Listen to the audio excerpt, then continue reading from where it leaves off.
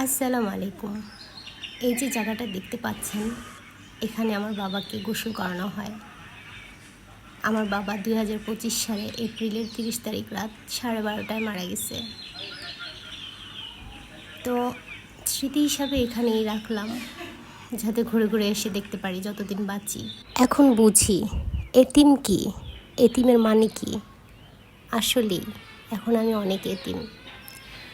এই যে এটা আমার বাবার জামা, শার্ট।